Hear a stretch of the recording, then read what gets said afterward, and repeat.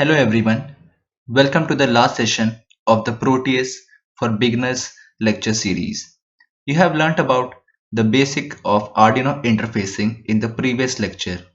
This session we will explore some more application of Proteus and learn about other interfacing peripherals already available in the Arduino family.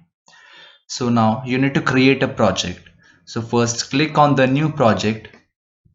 Here you need to name the project, so I will name it as Arduino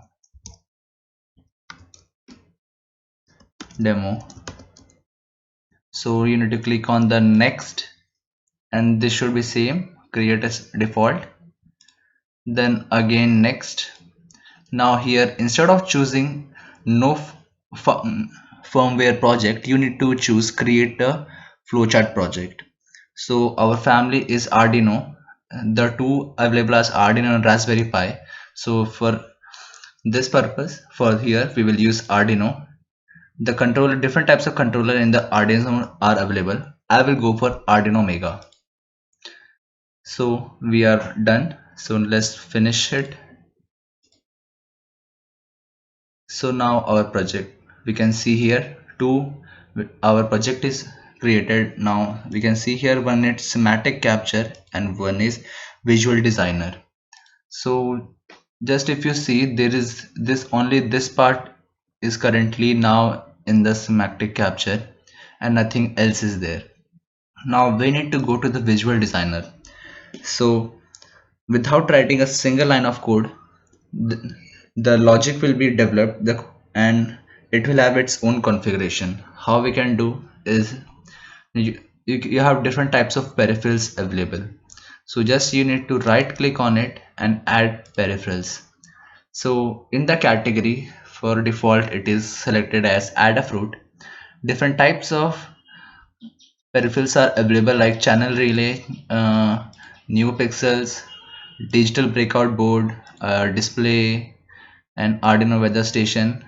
As there are different types of categories available like Sparks one for this, like this is the whole peripherals of a weather condition.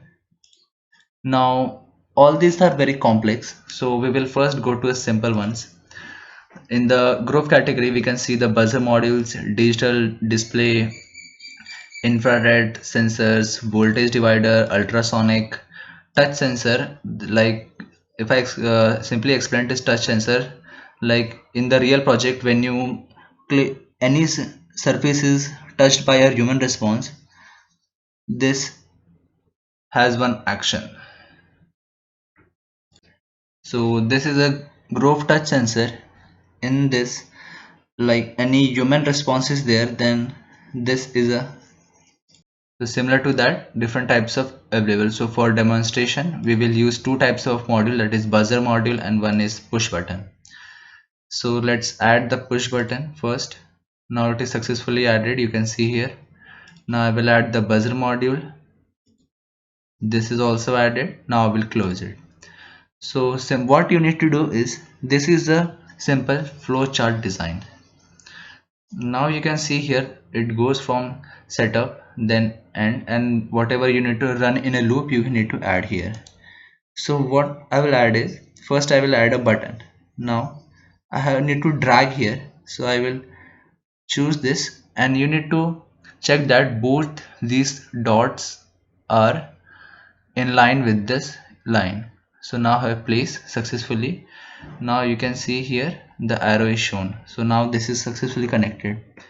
Now what this demonstrates is, when the loop runs, this is a decision maker.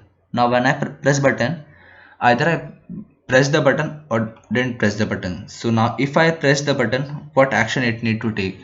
So I need to make the buzzer on, that it should make sound. Now here if you click in this button, you will see on, off and set state. So when I will again drag this, and this is again a decision maker. So now when the loop runs, if I press the button, the buzzer will get on, and if I don't choose, if I didn't press the button, it should make it off.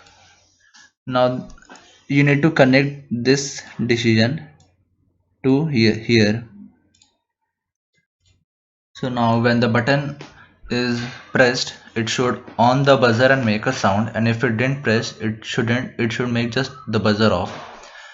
So now we will connect. When I didn't press the button, it should off, and then it should end the loop. Now here, when again if this button is pressed, it should make the buzzer on and it should end. If I didn't choose the button, then it should off and it should end. Now here in this starting, I need to set up. Now I need to make the buzzer as off. So my flowchart is completed. Now here you can see first the buzzer is off, and when the loop runs, it should make. Now based on the decision I take, either I press the button, then it should make the buzzer on. If I didn't, it should make the buzzer off and it should end the loop. So when I go to schematic capture, in the previous, if you have remembered, only this part, the rectangle part, was available, not this part. This is a part when we draw the flow chart. Now two components are added, the peripherals, that is one is button and other is the buzzer what we have added. Now whenever I press this button, this buzzer should be on and it should produce the sound. So let's run the simulation. Now it is successfully running, no errors. So when I press the button, it should make a sound. So when I press, you will hear one sound. So the sound you just heard came from the buzzer. Now again I will demonstrate. So this is a demonstration of the different peripherals available. So you can explore the wonderful subsystem available. Like in Grove category, you get sensors and different. In Spark, so when I stop the simulation and I go to the add peripherals, here you can see one Sparks one what I shown. It is this weather station. Here it is a weather station. You can work with these features and play with this, and this is a really complicated circuit for the weather station. So when you have learned the basic perfectly, you can go for these complex circuits and play with it. So practice well and have fun with Proteus. Thank you.